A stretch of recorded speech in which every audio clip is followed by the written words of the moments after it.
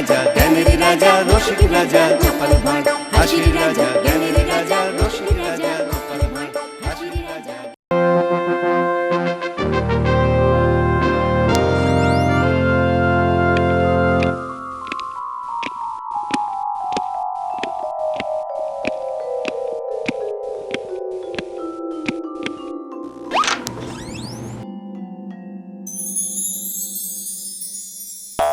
কি মন্ত্রী, চোখ যে একেবারে ছানা বড়া হয়ে গেল গো তোমার।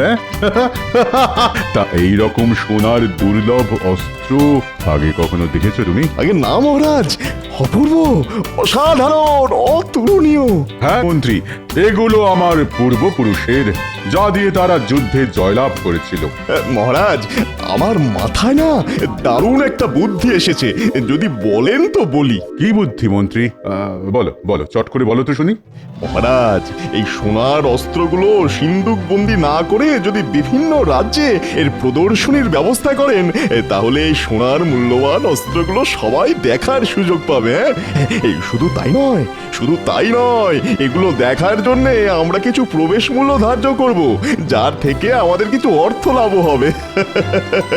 কি বলেন মহারাজ, কিরকম এক ঢিলে দুই পাখি হবে? বাহ বাহ বাহ, দারুণ দারুণ মন্ত্রী, দারুণ দারুণ বুদ্ধি। কিন্তু এই অস্ত্র প্রদর্শনী কোথা থেকে শুরু করা যায় বলতো? কেন মহারাজ, কৃষ্ণনগর থেকে? হ্যাঁ মন্ত্রী, ঠিক বলেছো। ঠিক, একদম ঠিক। তাহলে কৃষ্ণচন্দ্রকে আজই পত্রে জানিয়ে দাও, আগামীকালই এই প্রদর্শনীর জন্য আমরা রওনা হচ্ছি। ঠিক আছে?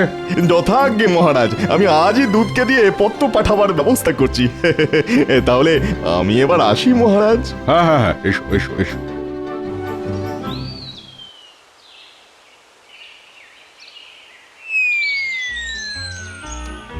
বলি, দেখেছো বুড়োর কাণ্ড? কি সুন্দর পায়ের ওপর পা তুলে বসে আছো। বলি, শুনছো? এইরকম টেকো মাথায় হাওয়া না লাগিয়ে আর ভুঁড়িতে হাত না বুলিয়ে সংসারে টুকিটাকি কাজে হাতটাও তো একটু লাগাতে পারো নাকি? তা আমি তো এই হাতের কাজটাই করছি নাকি? মলজা, বলি এই নারকোলটা যে আনলে বাজার থেকে নাড়ু করার জন্য, তা এইটা ছাড়িয়ে দেবে কে শুনি? ও বাবা, এই সামান্য একটা কাজের জন্য এত চটপাট? তা দাও দেখি।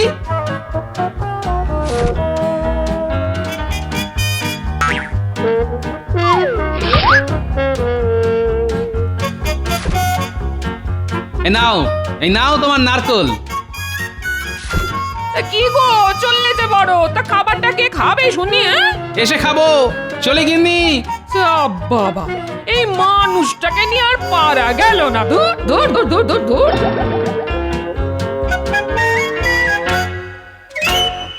মহারাজের জয় হোক। হ্যাঁ, বলো প্রহরী, কি বার্তা? মহারাজ, খাম্বাজ রাজের দূত এসেছেন বিশেষ একটি পত্র নিয়ে আপনার সঙ্গে দেখা করতে। তা যাও, তাড়াতাড়ি তাকে আমার কাছে নিয়ে এসো। যথা আজ্ঞা মহারাজ। মহারাজ, খাম্বাজরাজ আপনার জন্য এই বিশেষ পত্রটি পাঠিয়েছেন।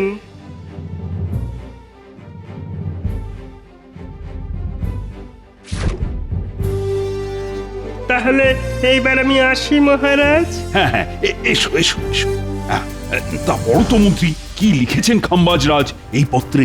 হ্যাঁ মহারাজ, খাম্বাজরাজ লিখেছেন যে আগামীকাল খাম্বাজরাজ খাম্বাজ মন্ত্রীকে সাথে নিয়ে তার কিছু দুর্লভ সোনার অস্ত্র প্রদর্শনীর উদ্দেশ্যে কৃষ্ণনগরে আসছেন এবং আপনাকে এই প্রদর্শনীর দায়িত্বভার নিতে বলেছেন। কি বিপদ রে বাবা, এই গুরু দায়িত্ব এইবার আমি পালন করি কিভাবে? আপনি একদম চিন্তা করবেন না মহারাজ, এই দায়িত্বভার আপনি নিশ্চিন্তে আমার ঘাড়ে দিতে পারেন। হাজার হোক সোনার অস্ত্র বলে কথা, তাও আবার দুর্লভ। না না মন্ত্রী, এই গুরু দায়িত্ব আমি একজন বিচক্ষণ ব্যক্তির হাতেই দিতে চাই। তা সে কে মহারাজ? কেন, আমাদের গোপাল। ঠিক ঠিক, একদম ঠিক, গোপালই একমাত্র বিচক্ষণ ব্যক্তি। ঠিক আছে মহারাজ, আমিও দেখব গোপাল এই গুরুদায়িত্ব কিভাবে পালন করে। তাহলে মন্ত্রী, তুমি ঘোষক দ্বারা এই প্রদর্শনীর কথা সারা রাজ্যে ঘোষণা করে দাও। যথা আজ্ঞা মহারাজ। তাহলে আজ সভা এখানেই মুলতুবি। সবাই এবার আসতে পারো। শোনো শোনো শোনো, মহারাজ কৃষ্ণচন্দ্র তার রাজপ্রাসাদের সামনে একটি বিরাট সোনার অস্ত্রের প্রদর্শনীর আয়োজন করেছেন। এই অস্ত্রগুলি খুবই দুর্লভ। এই অস্ত্র প্রদর্শনীর উদ্বোধন করতে আসছেন স্বয়ং খাম্বাজ রাজ। তাই যারা যারা এই প্রদর্শনী দেখতে ইচ্ছুক তাদেরকে মহারাজ সাদর আমন্ত্রণ জানিয়েছেন এবং প্রবেশ মূল্য হিসেবে একটি মোহর ধার্য করা হয়েছে। আসুন আসুন আসুন, অবশ্যই আসুন। বটা ঘোষণাটা শুনলি? হ্যাঁ রে ঘটা, শুনলাম। আর তাতে যা বুঝলাম মনে হচ্ছে এই সুযোগে আমাদের কিছু উপরি রোজগার হতে পারে। ঠিক বলেছিস বটা। হ্যাঁ, তাহলে তাহলে চল, মন্ত্রী মশাই আমাদের কাছে পৌঁছবার আগেই আমরাই মন্ত্রী মশাইয়ের কাছে পৌঁছে যাই।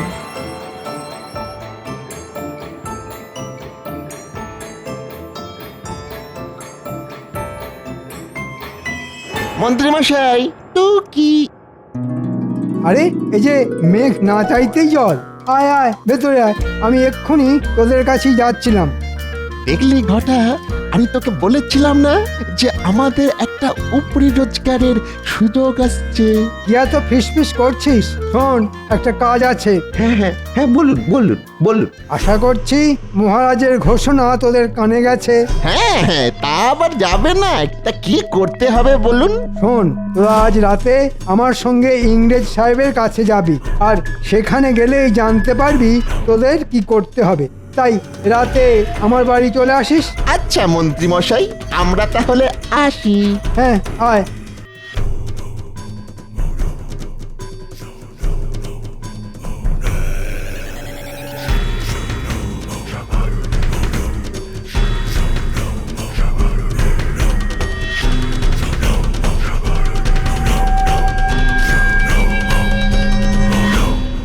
আসতে পারি মহারাজ? আরে এসো এসো গোপাল, আমি তোমার কথাই ভাবছিলাম। কেন মহারাজ?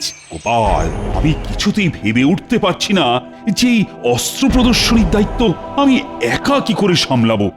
মানে যদি এই মূল্যবান অস্ত্রগুলোর কিছু হয়ে যায় তাহলে তো খাম্বাজ রাজ আমায় ছেড়ে কথা বলবেন না। তাই আমায় বাঁচাও গোপাল। আমি চাই এই প্রদর্শনীর দায়িত্ব তুমি তুমি তোমার হাতে তুলে নাও। ঠিক আছে মহারাজ, আপনি কোনো চিন্তা করবেন না। এই সোনার অস্ত্রগুলি কিভাবে রক্ষা করতে হয় তা আমিও খুব ভালোভাবেই জানি। তাই নাকি গোপাল? তো কিরকম শুনি? কানটা কাছে আনুন মহারাজ, বলি। বাহ বাহ বাহ, দারুণ বুদ্ধি তো। ঠিক আছে গোপাল, এই কাজের জন্য যদি তোমার কিছু মোহরের প্রয়োজন হয় তাও আমি দেব। ধন্যবাদ মহারাজ। তাহলে এবার আমি আসি। হ্যাঁ হ্যাঁ, এসো এসো। আর সাবধানে, যেন কাক পক্ষীতেও টের না পায়। পাবে না মহারাজ। প্রণাম। হ্যাঁ সে মন্ত্রী, এসো এসো, আমরা তোমার জন্য অপেক্ষা করিতেছিলাম। তা কি কথা শোনে? হ্যাঁ সাহেব, আসলে হয়েছে কি, খাম্বাজ রাজ তার কিছু সোনার দুর্লভ অস্ত্রের প্রদর্শনী করতে চলেছেন এই কৃষ্ণনগরে। কি বললে? সোনার অস্ত্র মানে gold? those are very precious. Khambaj Raj বলেছেন যে এই সোনার অস্ত্র নাকি কোনো রাজা মহারাজা, এমনকি কোনো ইংরেজদের কাছেও নেই। তাই এর মূল্য অনেক। শোনো মন্ত্রী, এই সোনার অস্ত্র আমাদের চাই চাই। আমি জানি সাহেব, জানি। তার জন্যই তো আপনার কাছে আসা। তবে কি না এর জন্য আপনাদেরও কিছু পাবে পাবে। তার আগে তুমি বলো, ওই সোনার অস্ত্র আমরা কবে পাবো?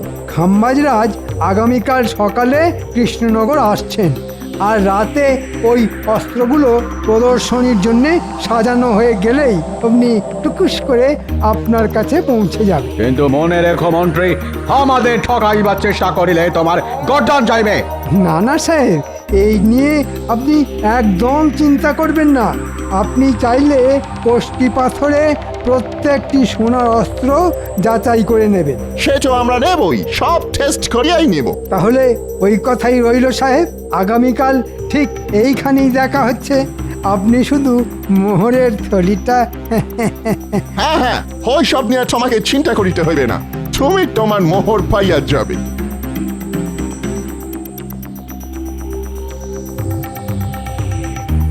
তাহলে মন্ত্রী মশাই এই চুরিটা আমরা কি করে করব? শোন, রাতে যখন প্রহরীরা এই সোনার অস্ত্রগুলো পাহারা দেবে তখন তোরা ওদের নাকে ঘুমের ওষুধ দিয়ে অজ্ঞান করে দিবি, আর অস্ত্রগুলো নিয়ে কাল সকালেই পৌঁছে যাবি সাহেবদের কাছে। আর তারপরে শুধুই মোহর, মোহরই মোহর।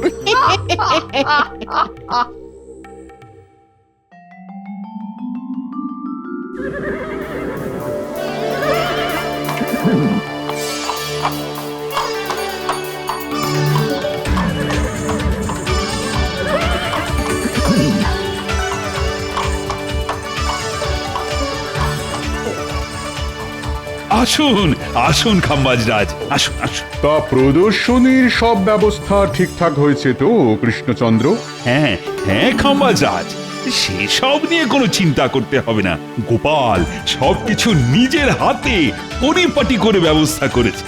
তা সুরক্ষার ব্যবস্থা কেমন? হাজার হোক সোনার অস্ত্র বলে কথা। হ্যাঁ না না খাম্বাজ মন্ত্রী, এই অস্ত্রগুলো সুরক্ষার জন্য ইতিমধ্যেই আমি প্রহরী নিয়োগ করেছি। বাহ বাহ বাহ, এই না বলে কৃষ্ণচন্দ্র, তোমার এই দায়িত্ববোধ দেখে আমি খুবই খুশি হলাম। আর তাছাড়া আমাদের গোপাল তো আছেই। হ্যাঁ মহারাজ, তাহলে এইবার ভেতরে আসা হোক। হ্যাঁ হ্যাঁ হ্যাঁ, চল চল। হ্যাঁ গোপাল, সব ব্যবস্থা ঠিকঠাক হয়েছে তো? সামলে নিও কিন্তু। হ্যাঁ হ্যাঁ মহারাজ, ওসব নিয়ে আপনাকে একদম চিন্তা করতে হবে না, আপনি নিশ্চিন্তে থাকুন। কি গোপাল, তা আগামীকাল যে প্রদর্শনী, আয়োজন কত দূর?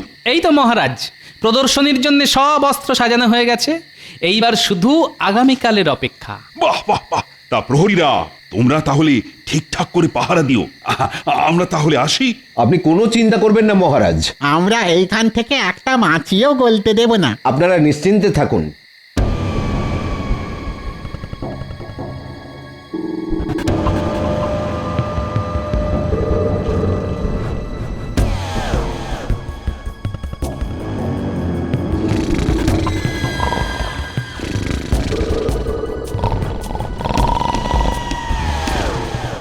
ওই দেখুন মন্ত্রী মশাই, প্রহরীরা ঘুমে ঢুলছে।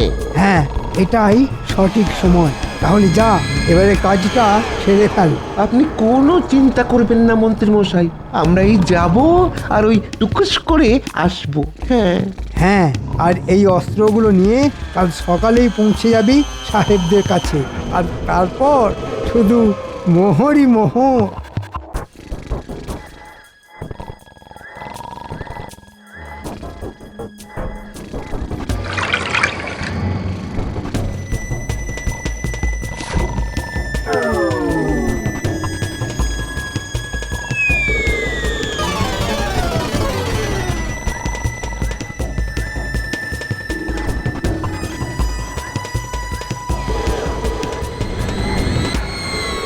এই দেখুন মন্ত্রী মশাই, আমরা এসে গেছি। কই এনেছিস? দেখি দেখি। সাব্বাস, এইবার তোরা এইগুলো নিয়ে সোজা কাল সকালে পৌঁছে যাবি সাহেবদের কাছে। আর ওদিকে আমিও কাল সকালে প্রদর্শনীর সময় মহারাজের কাছে গোপালকে চোর বলে দোষী সাব্যস্ত করব। এরপর বুঝবে গোপাল আমার পিছনে লাগার ফল। বাবা বাবা, মন্ত্রী মশাই আপনার কি বুদ্ধি! তাহলে এবার তোরা যা, আর সাহেবদের কাছ থেকে মোহরগুলো নিয়ে কালকে আমার বাড়িতে চলে আসিস। সেখানেই আমি তোদের বকেয়া বুঝিয়ে দেব। এই এই আস্তে আস্তে, একদম ঠেলাঠেলি নয়, সবাই সবাই দেখতে পাবে। দেখেছেন মহারাজ, আপনার এই প্রদর্শনী দেখার জন্য কত ভিড় একেবারে উপচে পড়ছে। হ্যাঁ হ্যাঁ মন্ত্রী, তুমি ঠিকই বলেছিলে। তা খাম্বাজরাজ, আপনি খুশি তো? হ্যাঁ হ্যাঁ হ্যাঁ, খুশি খুশি খুশি। এত ভিড় আমার তো কল্পনারও বাইরে কৃষ্ণচন্দ্র। তাহলে খাম্বাজরাজ, এবার যে এই প্রদর্শনীর উদ্বোধনের সময় ঘনিয়ে এলো, আসুন। হ্যাঁ হ্যাঁ গোপাল, চলো চলো।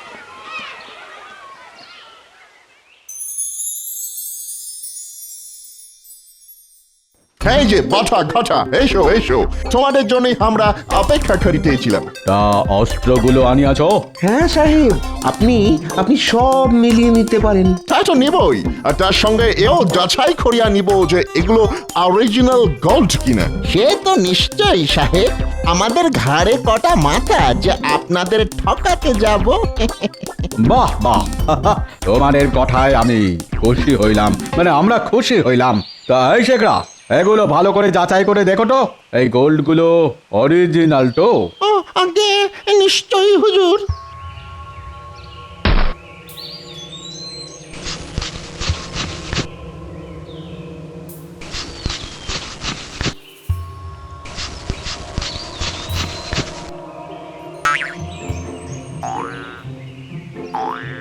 কি হইল? তুমি এইভাবে একবার আমাদের মুখের দিকে একবার ওদের মুখের দিকে তাকাইতেছো। What happened? সাহেব কি আর বলবো, এই মরকটগুলো আপনাদের ডাহা ঠকানে ঠকিয়েছে। কেন, কি হইয়াছে? সাহেব এগুলো সব পিতলের। হ্যাঁ হ্যাঁ পিতল। হোয়াট? কি এত বড় সাহস তোমাদের যে সোনা বলে পিতল গচানো? এই মাটি করেছে, এটা কি হলো রে ঘটা? মাঝখান থেকে মন্ত্রী মশাই আমাদের এইভাবে ফাঁসালো। তোমরা জানো যে আমরা এক্ষুনি তোমাদের গুলি করিয়া মাথার খুলি উড়াইয়া দিতে পারি। বাডিস কাউন্ডালস।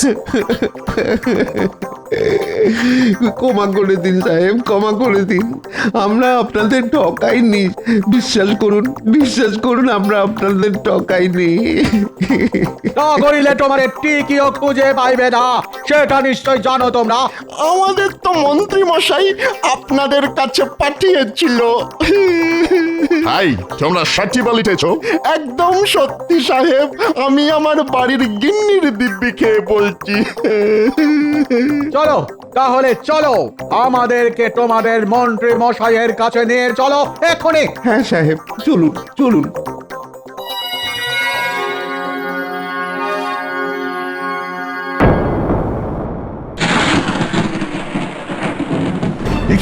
দেখি কৃষ্ণচন্দ্র, অস্ত্র কোথায়?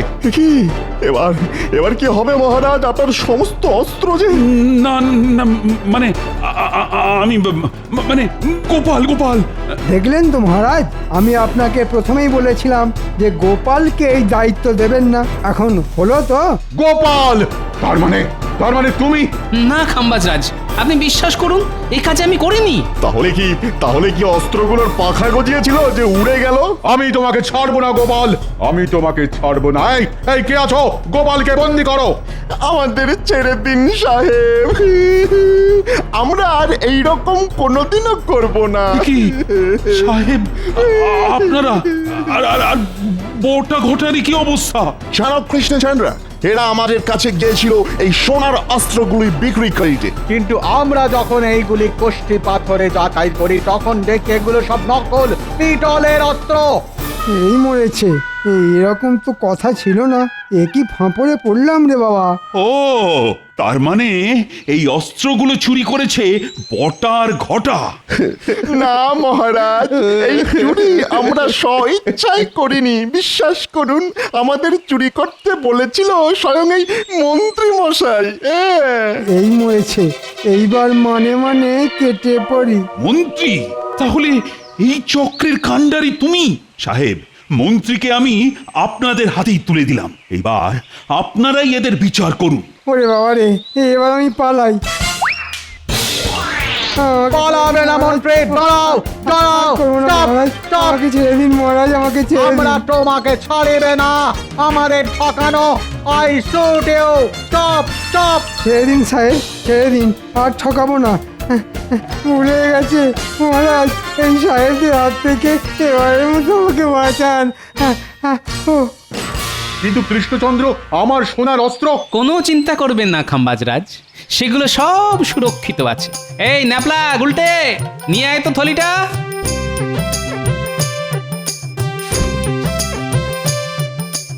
তাহলে ওরা যেগুলো চুরি করেছিল সেগুলো কি গোপাল? সেগুলো সব পেতলের খাম্বাজরাজ।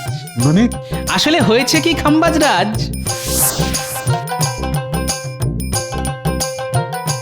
আর আরে গোপাল দাদা যে তা কি মনে করে পিতলের বাসন তৈরি করার আছে বুঝি? না হে শাকরা, আজ আমি এসেছি তোমার কাছে একটা জরুরি দরকারে। তা বলো গোপাল দাদা, কি করতে পারি? শোনো, আমার কাছে কিছু সোনার মূল্যবান অস্ত্র আছে, যেগুলো দিয়ে তোমাকে হুবহু একই রকম পিতলের অস্ত্র তৈরি করতে হবে। কি পারবে তো? পারবো না মানে? আরে এ যে আমার বাঁ-হাতের কাজ গো গোপাল দাদা। তবে সাবধান, এই কথা যেন কাক পক্ষীতেও টের না পায়। তুমি কোনো চিন্তা করো না গোপাল দাদা, তোমার কাজ হয়ে যাবে। এই নাও, এই মোহরগুলি রাখো, কাজ শেষ হলে আরো পাবে। বাহ বাহ গোপাল, বাহ, তোমার বুদ্ধির কোনো জবাব নেই। এই নাও গোপাল, এই সোনার অস্ত্রটা তোমার উপহার। না খাম্বাজরাজ, এই উপহার আমার চাই না। কেন গোপাল, চাই না কেন? আপনি যদি উপহার দিতেই চান, তাহলে আমাদের রাজ্যের প্রজাদের জন্য কিছু উপহার দিন, সেটাই হবে আমার উপহার। তাই হবে গোপাল।